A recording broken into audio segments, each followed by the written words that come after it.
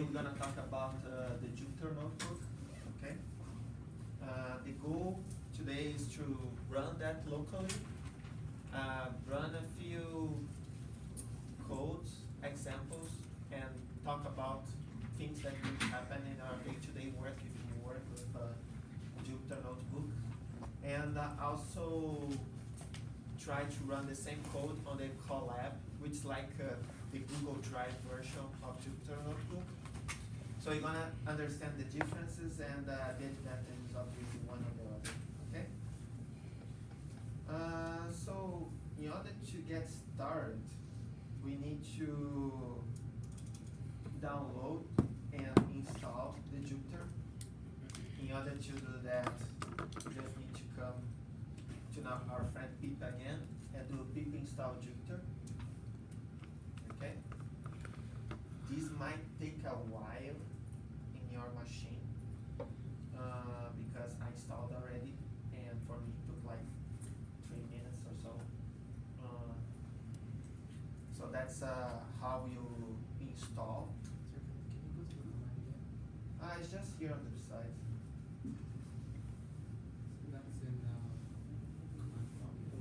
Yeah, command prompt. Pip, we only run on the command line, not on the inside Python, okay? My software asked me, you can upgrade it. Can I do it or? What is that? Do we need any special version that says like you can upgrade it? Is it important for today or no? I don't think so. I saw that in a few students, but no issues happened. So I wouldn't. If you want, you can upgrade, but I wouldn't recommend right now. Because yeah, you know, version issues, they happen. They are there. They might bite you. Okay, so if everybody managed to install. You mean the file, right? Fatal error, like for install. So I used to return this one.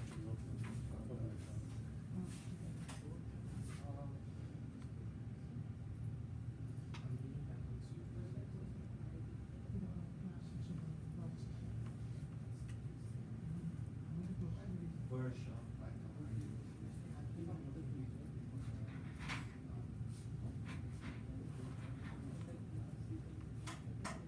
Yeah, but I'm not sure what is the version because I didn't do as the I just did this one. You didn't want to this.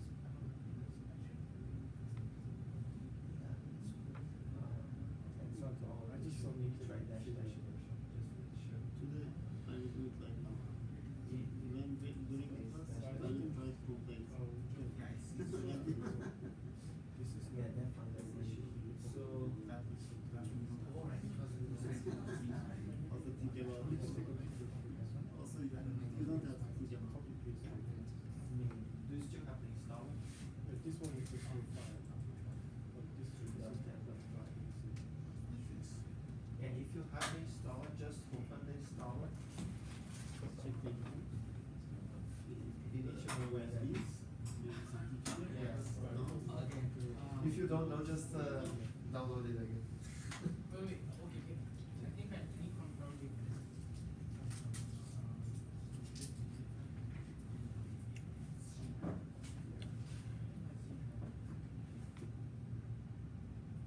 Yeah. Everybody else, are you guys okay? Yep. Installed? Okay. As soon as I finish here, I'll continue running the commands, but you can try by yourself. The only thing that you guys might have issues, because I had that issue in the previous class, is if you try to run this and it doesn't work, like my case, there is a way to fix it, but I was kind of too lazy to fix it. So what I recommend for you guys, because I know this will work for sure, is run this command instead. Yeah, see it's opening. Do we take pictures just for the activities or like this? basically the activities, so you don't need to worry about that part. But you guys need to know that because you might run into issues. I ran into issues in my machine. Some students ran issues as well. Others didn't. So that's probably a version issue, and I'm not figuring that out. So if you want, just save this somewhere and share the information because people might have issues installing that. So that's the main thing. The rest, if you just follow the instructions, you will be fine. Okay? I'll run the commands with you guys, but I'll try to help our friend there, and you guys can go ahead if you want. When I run the commands, I'll just ask you for you guys pay a little bit of attention because I might give you some advice if you work with this, so might be useful for you. Okay, what is it? Or if you go to the browser. Yeah, so try to do Control J. You might have there some that is not that show you.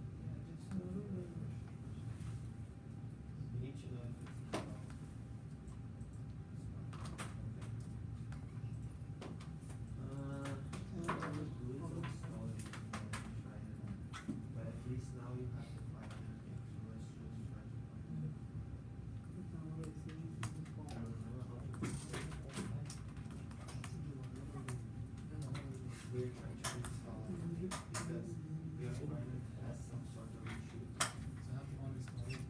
We have installed the same version. Or we can Yes. Oh yeah. Yeah, just search Python on the top there.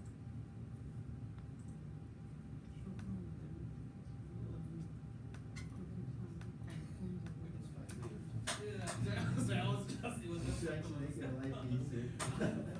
As you can see, you have two installations. That's the issue. No. I think when I install this, what is No, I saw you have the machines. Probably mine doesn't have that.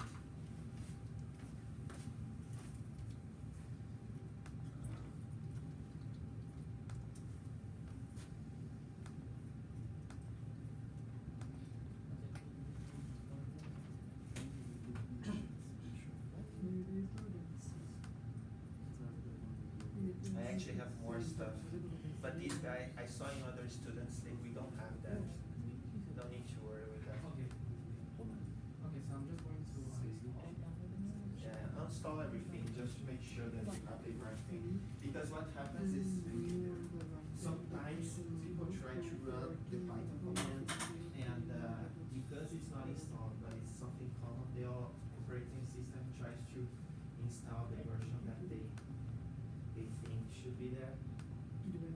But that's not what we want. We want to improve all that other people decide.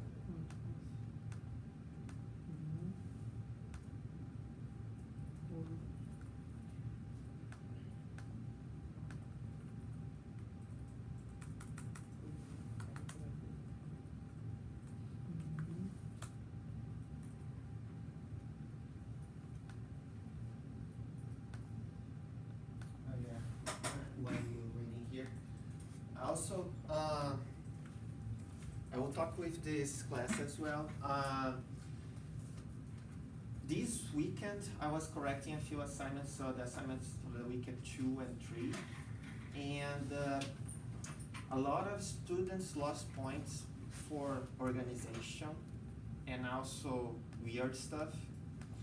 An example was the requirement is to making a Word document with all the prints, right? And separating sections so it's easier to correct.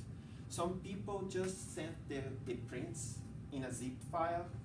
Other students in that zip file had weird images like Zoom pictures, like those Zoom meetings and stuff.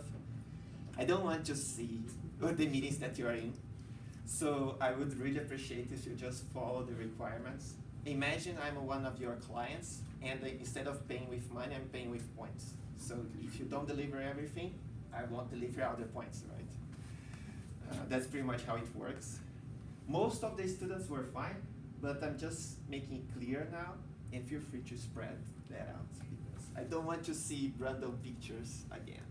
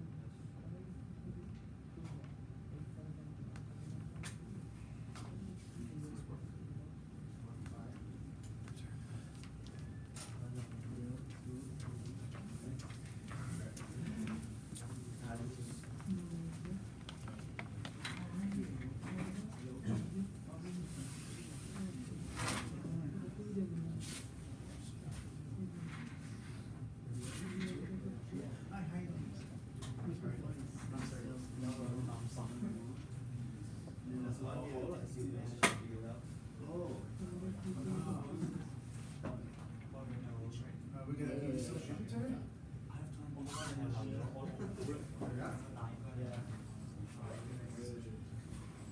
And to install Jupyter, yeah, just follow that command.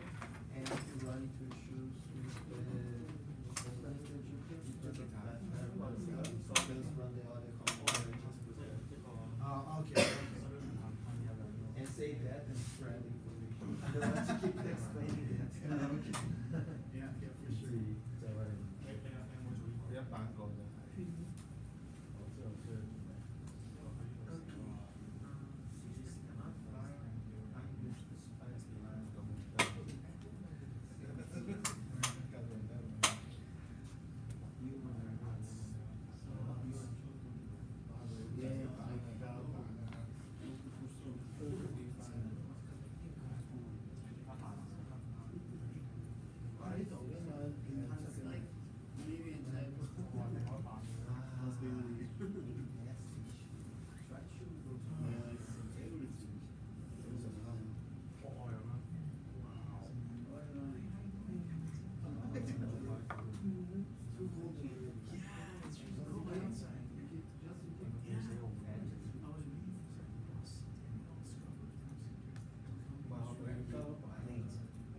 There was no, just that, you know, that was like, so we thought, I've never said it.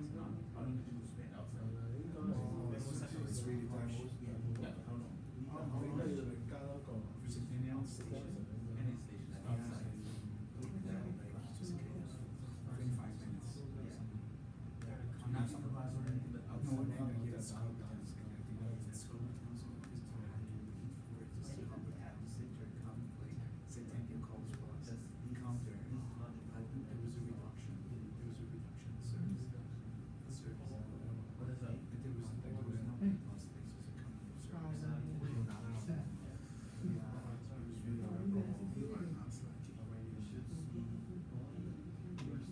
I was gonna be full time today. I was gonna be full. I was like, I know, check the bus. What you mean?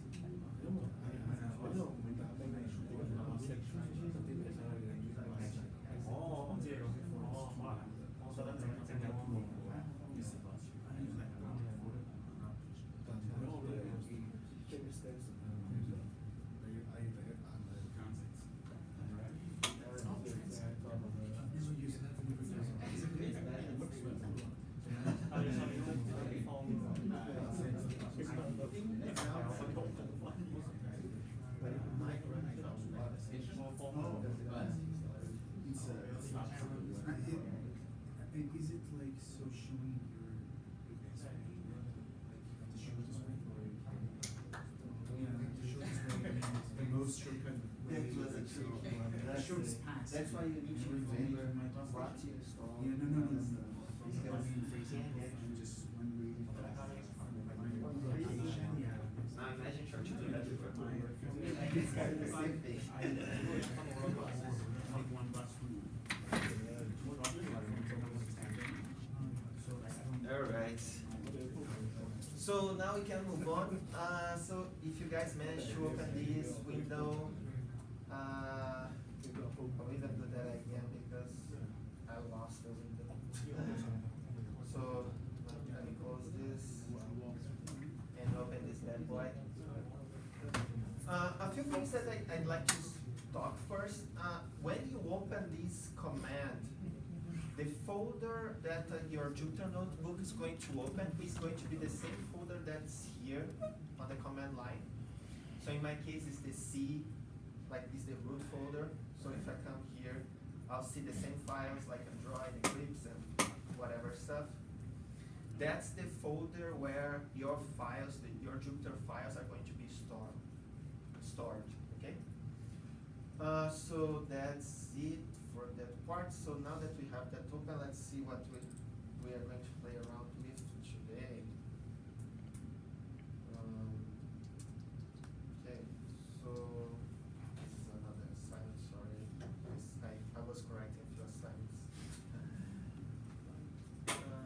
So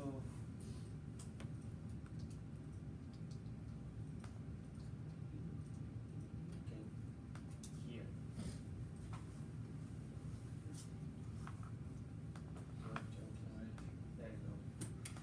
Okay, so when you open, you're gonna see something like this. It's pretty much what we are talking. Now let's start the activity one. The first step, we're gonna pretty much just create a new Jupyter notebook file. In order to create, you go to new, and here, something that I'd like to talk about is this Python kernel for us. It should be showing only Python 3 because we are working only with one version of Python. In your day-to-day job, you might have more than one version of Python in your machine. The reason for that is because certain libraries only work with version 2. We had the issue with the skimage on the version 3.11. So those things, they might happen. In our case, we only have one here, so let's work with that one. That's going to be pretty much the version we have installed in our machine. Now let's make that a little bit.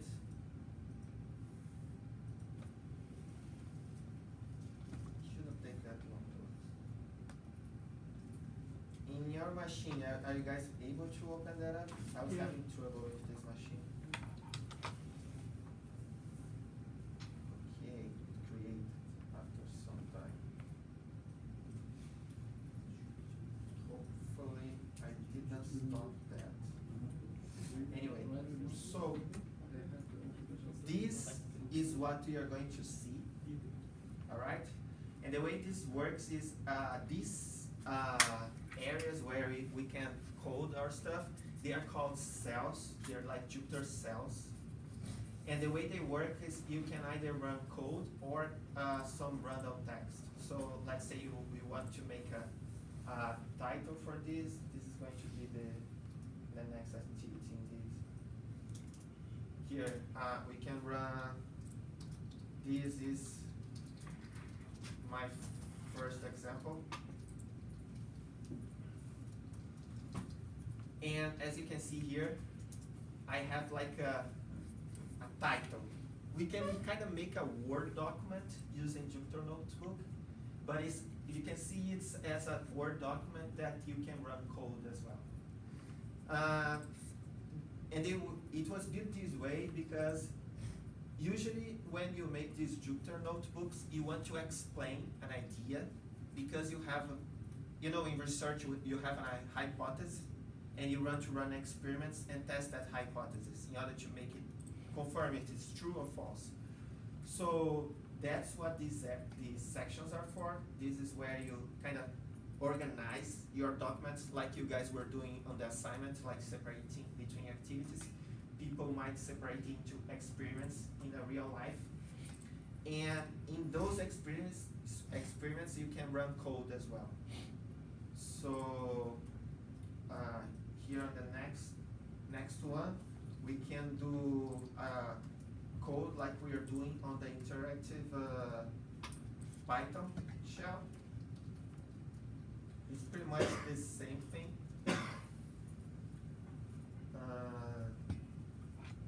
And just make sure, let me see if it's working. My machine is really slow today, I'm not entirely sure why. But in your case, you should see instead of a star here, it should be showing 1. The star means it's still loading, and 1 means it ran properly, okay? So we are just doing an import, and then we can do run other commands as well. The way you run your code, you run by either pressing this button or pressing Shift Enter. When you do a Shift Enter, you not only run your code, but you also create a new cell. So that shortcut is really useful when you are really working with this. Yeah. In my case, it's taking forever for doing an import, so probably something's wrong. I'll try to restart this because, yeah, clearly something's wrong. Yeah, now it worked. Yeah, the kernel I was trying to shut down and it froze. I'm just going to open again and try to restart. Okay, I'm back in. So now, as you can see, I can see the np.py here. The way the output works on these Jupyter cells, they show just below the code that you just ran, and they provide the result here of your code, okay? Really similar to the Python shell, but here is way more organized, as you can see. So you can explain ideas faster and more efficient.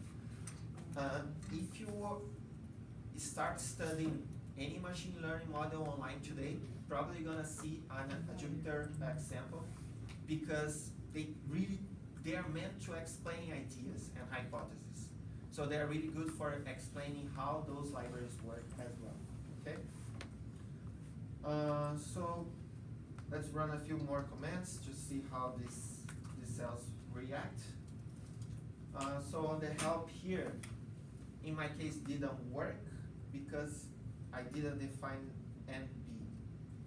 In your case might work, but let me explain why this is happening. You see these numbers here?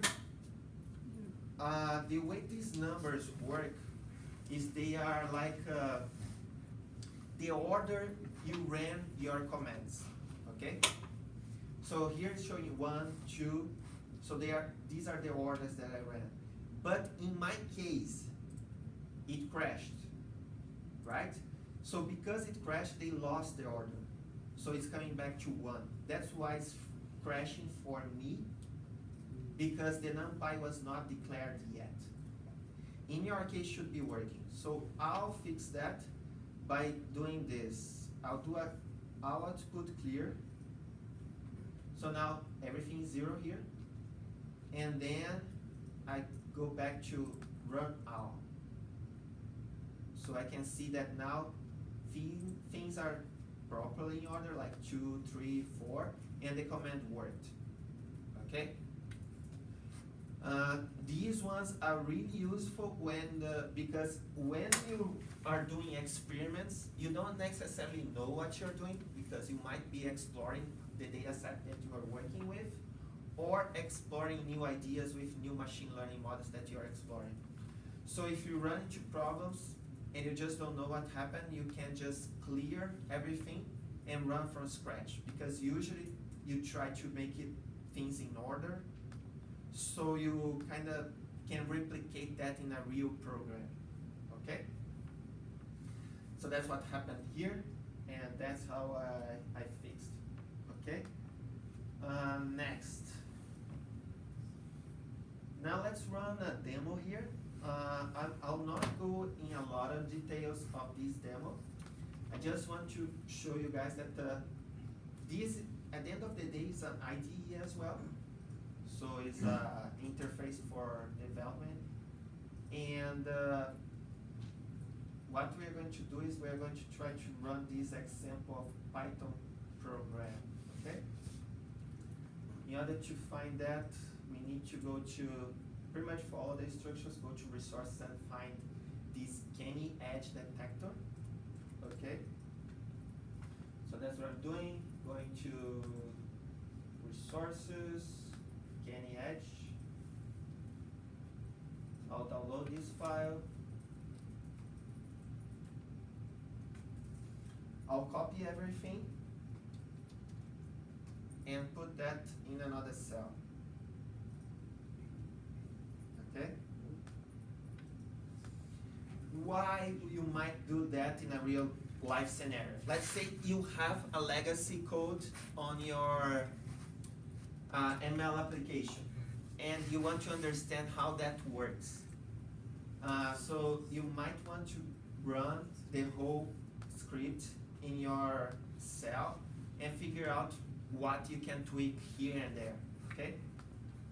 So that's kind of what we are doing here. So let's run that, Shift Enter. And then you're gonna be able to see these images here from the matplotlib. Another thing cool about the Jupyter Notebook is that, I don't know if you guys remember, but when we were running the matplotlib, we are getting an image in another window. Here is part of the output. Jupyter knows that those images are part of your explanation and are part of your result. So they show here below, and it's easier to see and follow up. So you can see that this code provided this output, and then you can study why. Okay? Oh, and another comment I'd like to do is, remember last class I talked about there are some math that helps on machine learning models, let's say finding edges and stuff. This example is one of those. You can see here with Kenny filter alpha 3, you can get really good edges from this image and things like that, okay?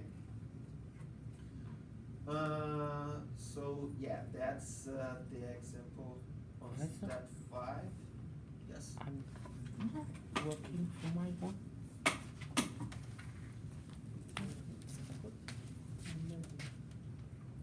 Okay, yeah, that's good that happened to you. Can you come back just because yours is extra special actually.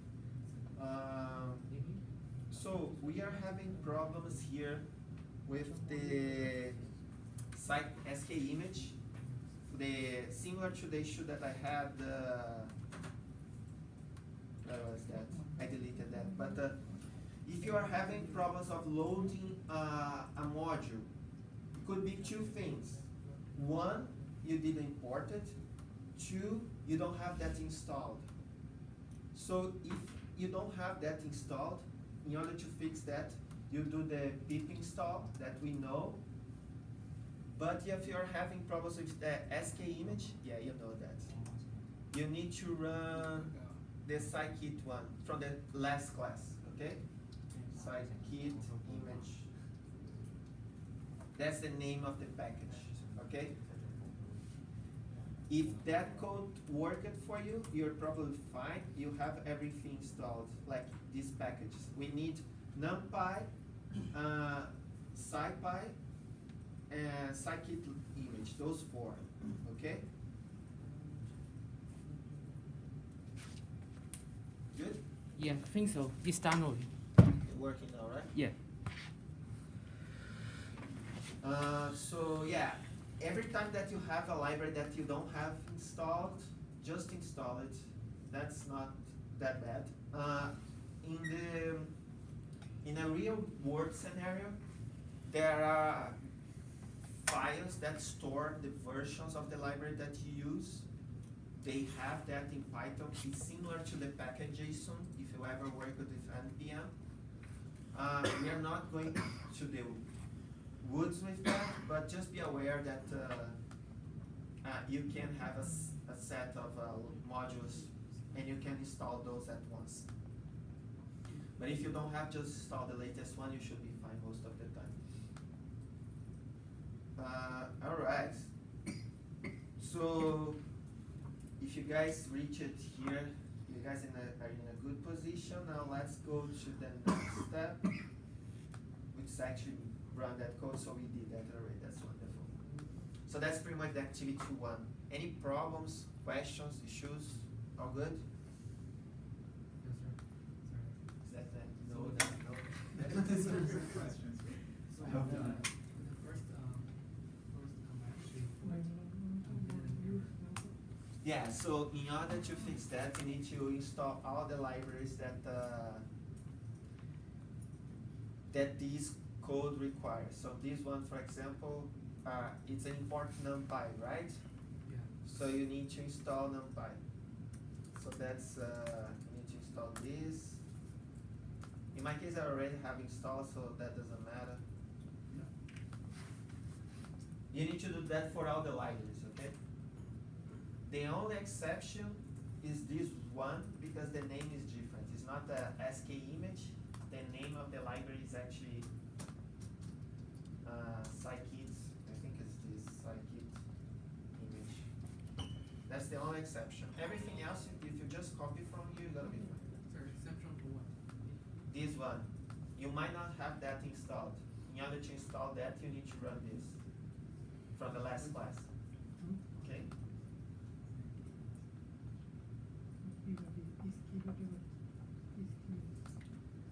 Any more questions?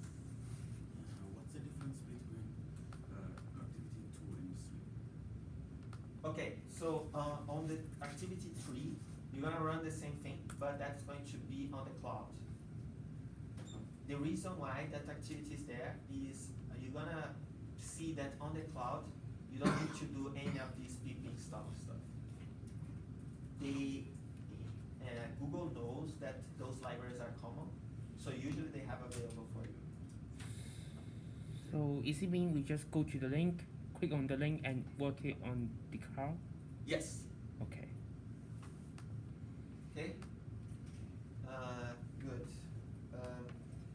Since you guys are there, I'll start the activity 2 and I'll explain a few things together with you. Okay, so save this as activity 1. Okay. And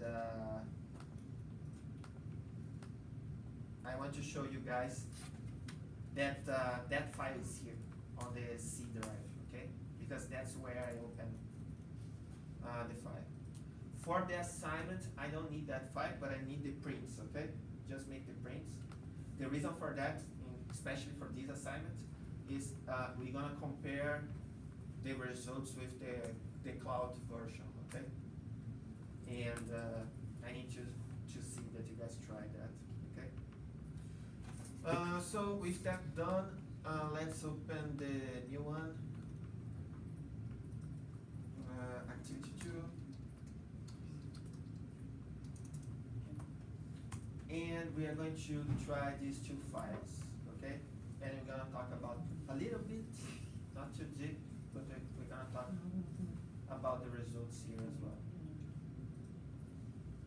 Oh, these are the instructions, so we're working, we're supposed to work on for the result of activity 2, right? Yeah. Okay. I want to show you guys what I'm expecting. And here in the instructions, because today's goal is for you guys get familiar with the Jupyter Notebook, okay? That's today's goal. And also understand the difference between the local one and the cloud one. Like, local, we need to install our libraries. On the cloud, they have some stuff there, right? I'm just going to run that for you guys because I want you guys to also have some exposure with how a day-to-day life working with this stuff would look like.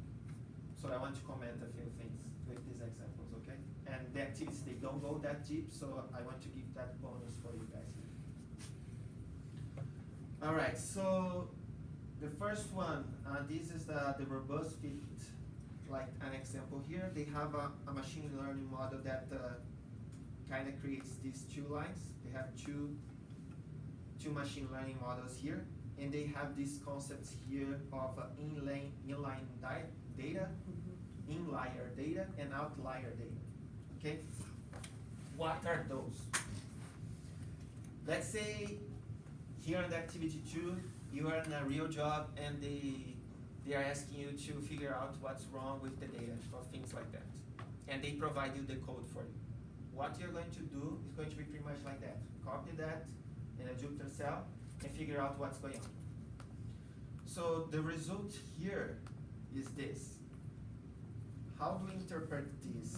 So outlier data are pretty much the data that you see that doesn't have a pattern.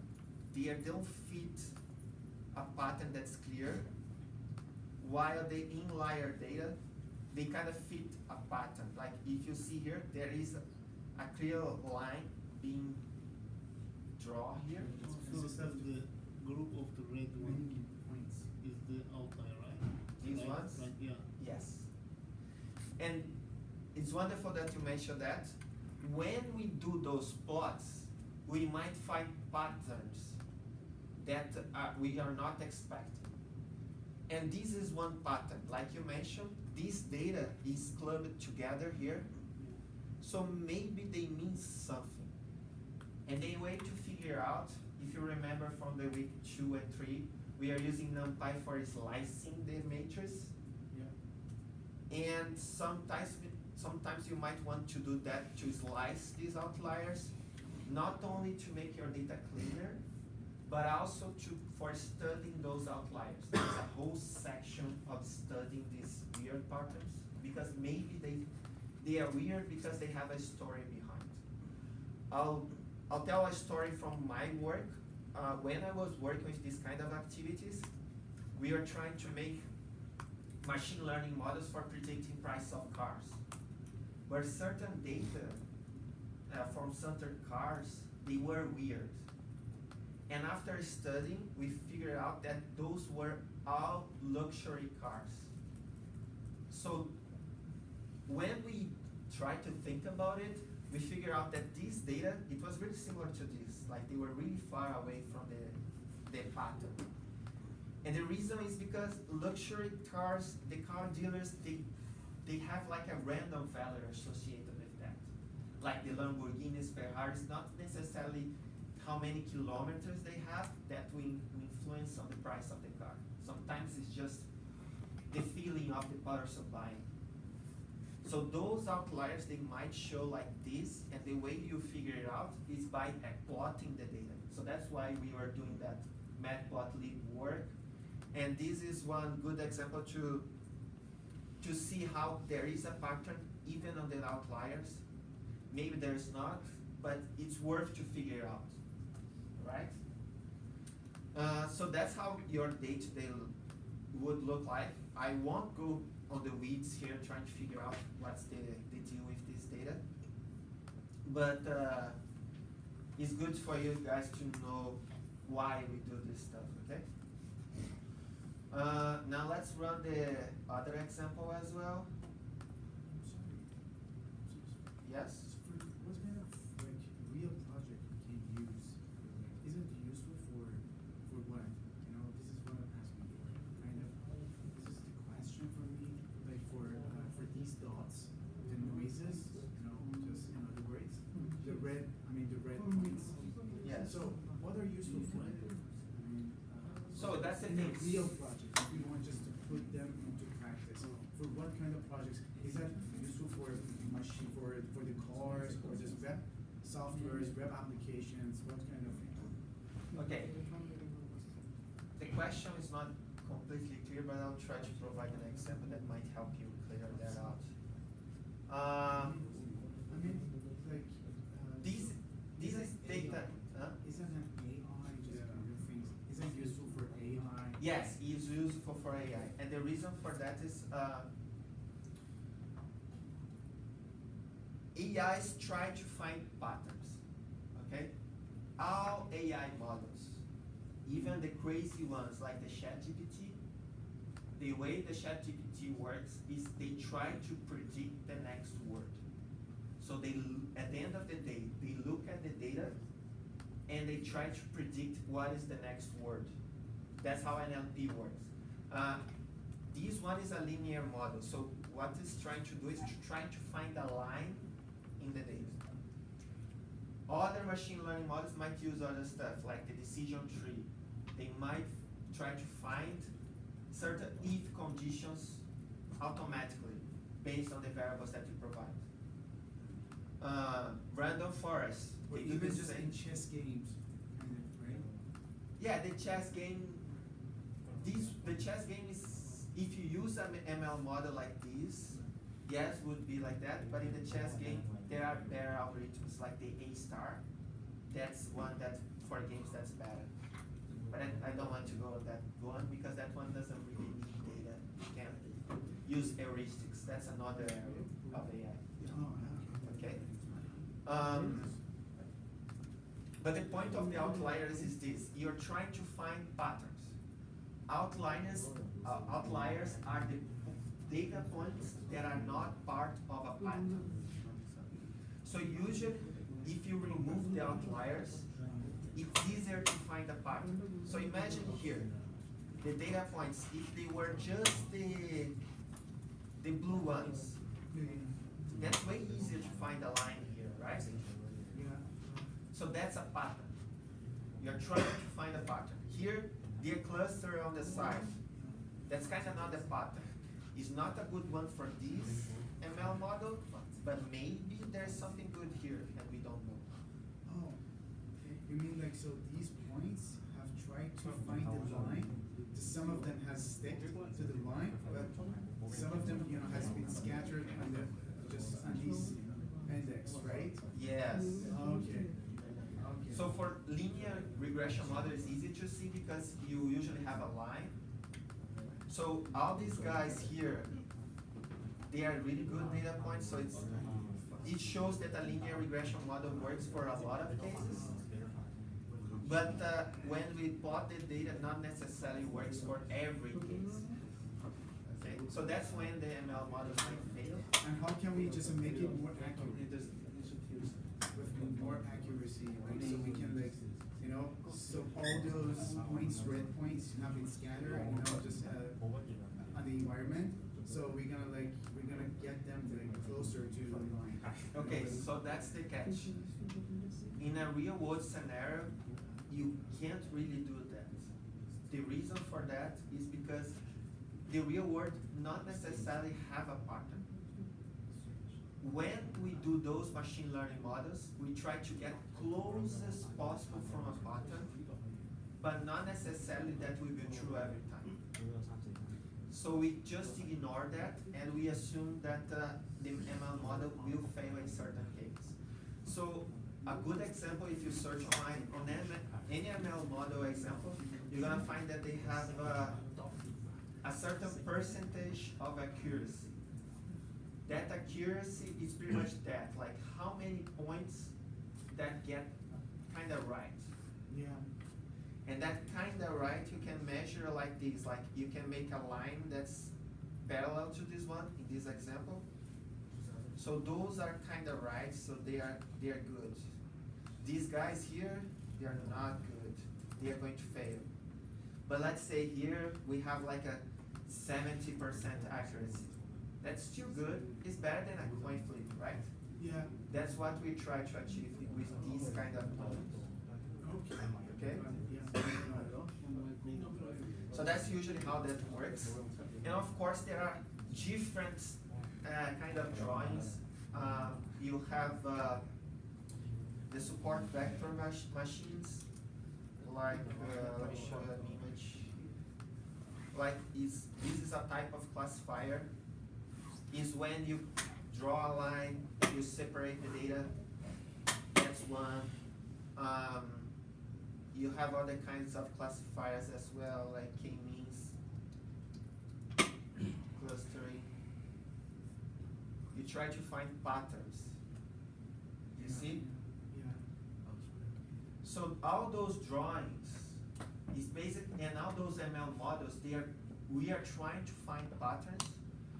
And the reason why we slice the data is to make it easier for the machine to find those patterns. Okay? So that's what we are kind of doing here, and this example, not this one, but this one is kind of showing here. It's one example of how to compare ML models. Like here, this model here, the ransack model. Was that clear? Yeah, got it. Thank you. Okay. Sorry? For like activity 3. It says that we do not need import in NV, but when No, you don't need to install. You need to import. Creation of Yeah. Yeah. Alright, so that was that. Now let's see the other example. The other example is quite similar and have the same goal. Let's say you have more than, remember the features. Let's say we have 3 features. So we can plot in a 3-dimensional way and we can try to find patterns here. So in my example of the car, this could be the age of the car, the kilometers, and the year of the make and model. So I actually saw drawings like this, so because we are trying to find patterns of the data that we have. Okay, you can do that with house pricings as well, number of rooms, number of bathrooms, and let's say month of the year, and maybe you can find patterns there as well. So today, if you want to invest in real estate, I don't know, you might find patterns and find a good deal this way. Okay. So that's what these examples are for. Now, we're gonna run that on the Jupyter cloud. We can use it for the trades as well. You Yeah. can use for trades. There are different techniques on trades, but you can, yeah. Yeah, the fundamental algorithms. Not that, it's more like you should search for time series. Time series ML models. Oh, okay. If you want to do that. The reason is because stocks, they have different characteristics, like depending on the hour of the day, they have a pattern. Depending on this, they have something called seasonality as well. Because let's say you have a retail store, the stock will usually go higher on Christmas as well. And there are algorithms that they handle that well. So if you are interested, you can search for time series ML models, and you're gonna find Time a lot series of examples. ML models. Yeah. Okay. One that's really popular is the long-term short memory. That's the same one that Amazon does. Yeah, no, that's also.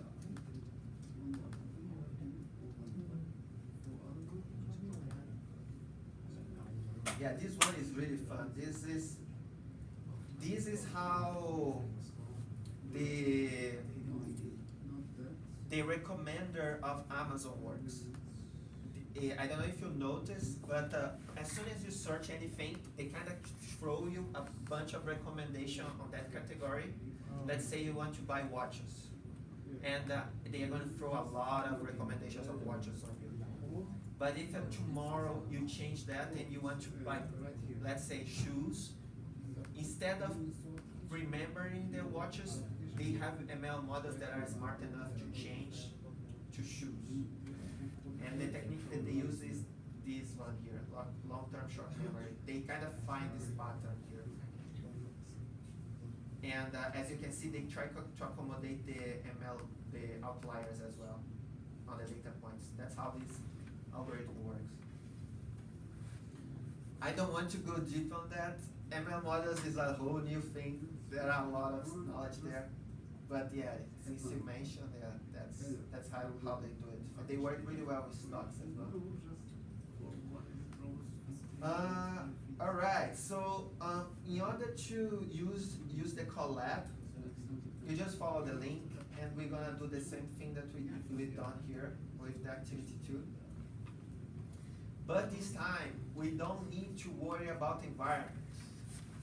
If you guys had issues with pip install, if you guys had issues with import, now they are kind of gone. Because Colab uses a Docker image inside that has most of the packages already installed for you. And if you, for whatever reason, you don't like those, you can still use your stuff. There is a way of doing that. I'm not going on that right now. But just be aware that they provided that flexibility for you. And also these interfaces is slightly different. But they kind of do the same. And the shortcuts, they work the same. So if I press Shift Enter here, I'll run this command, this script, and I should be getting similar results. Yeah, so I get here. The image is slightly smaller, but it's cool that's showing here. And another thing that is cool about Colab as well is that they show statistics of the amount of computational power that your script used. So here it's showing I used almost a gig of RAM and 12 gigs of disk. This might be useful because you can try to estimate how much you're gonna pay when you're running this on the cloud. So you might want to optimize that.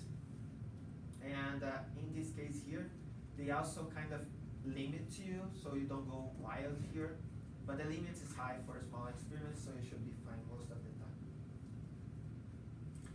All right, so let's run the other example here as well.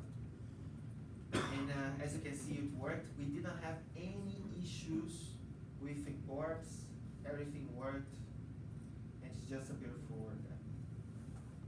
Okay?